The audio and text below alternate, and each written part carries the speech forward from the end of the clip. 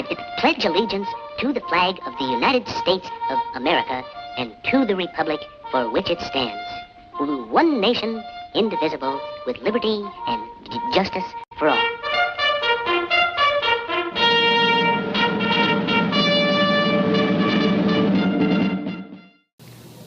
All right, that was Porky Pig playing the Pledge of Allegiance.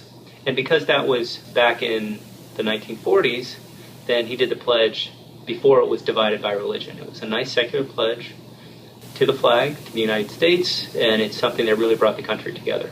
More recently, what we have is a pledge that is divided by God. The words "under God" were added by the Knights of Columbus during the McCarthy era, the Red Scare. Check that out. That's the McCarthy era and the Red Scare. And we had a lot of religiosity in America. It was, in the history of the United States, there's been really impositions of really Christianity within government several times in our past. More recently after 9/11, before that in the 1980s with the moral majority in Congress, and during the McCarthy era in the 1950s. People were afraid of communism, and they added "under God" to the pledge, and they made "in God we trust" the national motto.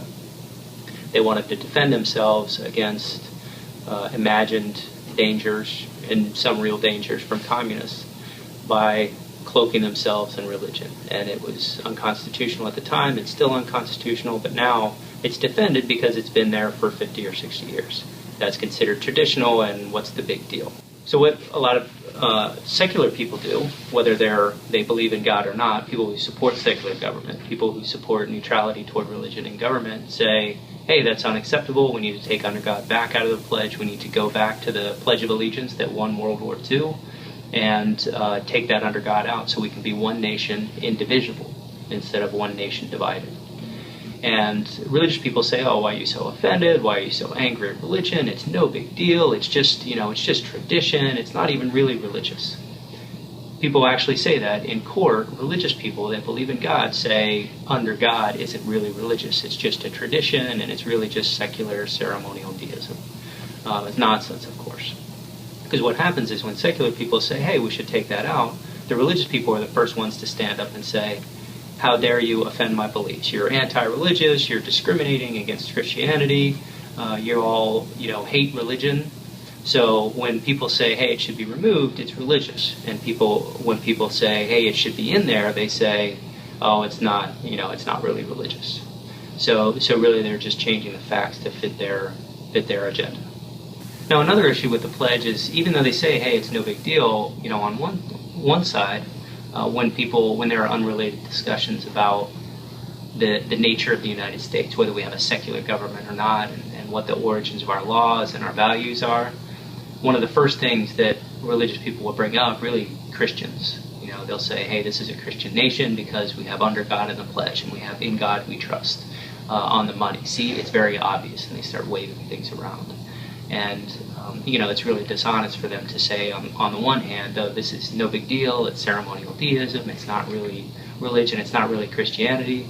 But at the same time, they make the arguments very loudly, very strongly, and very quickly that, well, we have "under God" in the pledge, and we have "in God we trust" on the money, so obviously it's a Christian nation.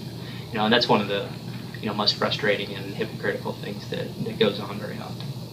So another perspective on this is, the ethical perspective of pledging to the United States of America. Thomas Paine said, the world is my country, and to do good is my religion.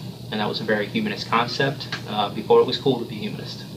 And Thomas Paine was one of the founders of our nation, and that perspective was really a good one. And it's something reflected in the Pledge of Allegiance, at least to the extent it's not imposed with religion.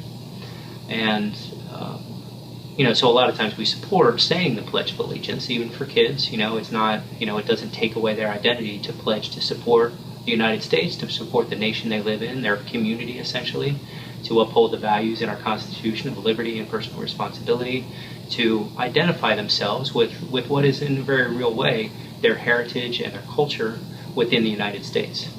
And even for those detractors that are worried about where the United States is, where we've been, where we're going, some of the problems that the United States have had, and some of the problems that can arise from really a fascist or jingoistic attention to the United States, the pledge also inherently includes a commitment to improve the United States, to reform, to continue to move from where the country is to better places in the future, a real progressive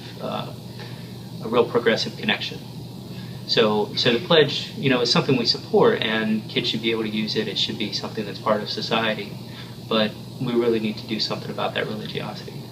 The American Humanist Association, the Freedom from Religion Foundation, Michael Newdow, these are individuals and organizations that have worked to remove under God from the pledge in terms of litigation, and to protect people who don't believe in God from being forced to essentially pray to the United States. And we should continue to support those legal efforts. But at the same time, really the best solution is to continue to focus on community building, to do service to the local community, to help others, to be out about who we are and about what our beliefs are, and to really put a positive face on being good without God. And in that way, culture will change over time. And as that culture changes, it will be more and more obvious that under God within the pledge really biases the United States towards religion. It really biases people against non-believers and atheists and humanists like that. And as that becomes more obvious, people will appreciate diversity, and it will become easier and easier to go back to a secular pledge and a secular government.